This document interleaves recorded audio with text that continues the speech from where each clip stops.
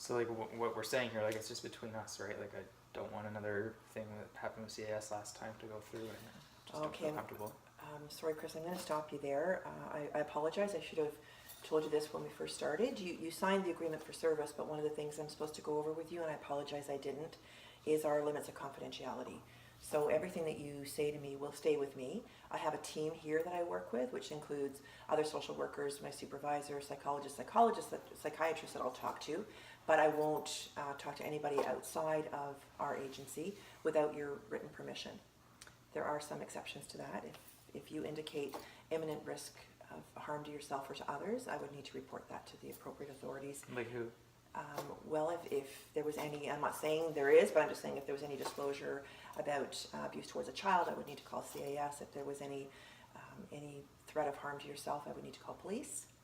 Would you let me know before that happens? Like we'd have wouldn't that. Want something happen, and all of a sudden someone showed up at my door, and I didn't even know that I told you something that I couldn't have told you. Yeah, if there was talk of harm to yourself, then we would absolutely have that conversation here together. And same thing if there was any talk of harm to the kids. If you told me that in here, we'd have the conversation here, and we would call CAS together. That would be my preference. So we're not surprising you, right, with people showing up at your door. And have you ever had that happen to you? Like CAS just show up at your door? Like it's not a good feeling. Like well, I imagine that it isn't. It probably isn't a good feeling. So we're going to really try and work together here, so there aren't any surprises. Okay. And then one other limit is if I was subpoenaed by court. So you understand the limits of confidentiality? Yeah. Okay. All right. Okay. Are you okay if we move on to a little bit of sort of medical questions? And I'm not a doctor. It's not in my scope of practice, but just when we're doing an assessment, we want to get a sense of just some of the medical things that are going on in your life. So are you currently on any medications? No. No? Okay. And do you have a family doctor? Yeah. And when was the last time that you had a physical exam? Oh, I don't know. Probably 6 months ago. 6 months? Okay. So it sounds like after the accident you had quite a bit of medical follow-up, but it's been about 6 months now? Yeah, I was in the hospital for quite a while after that. It sounds like it. That must have been a really tough time. Mm-hmm. And have you ever been to I know you were in the hospital for physical reasons, have you ever been to the hospital for any mental health reasons? Ever any risk of harming yourself? Or? No. Okay. And what about for any substance abuse concerns? Have you ever been hospitalized for that? Nope. Okay. All right. I just asked you earlier kind of what brought you to counseling and what you were hoping for, and it sounds like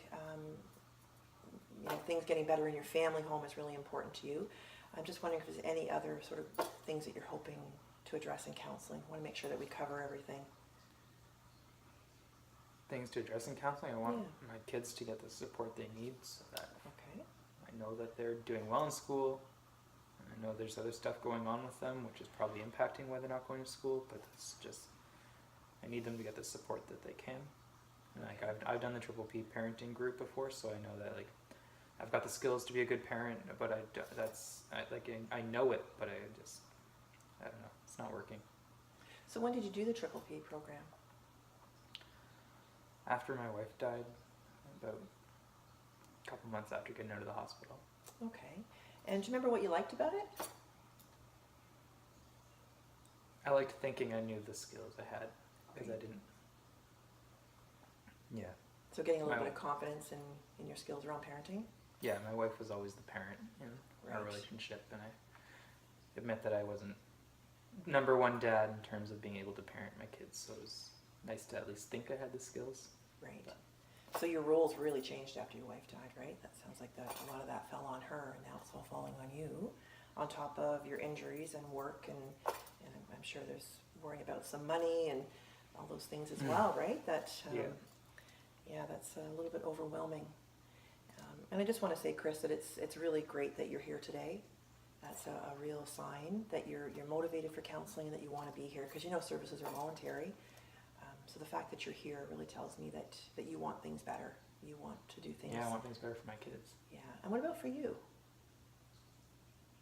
I want kids that are my number one.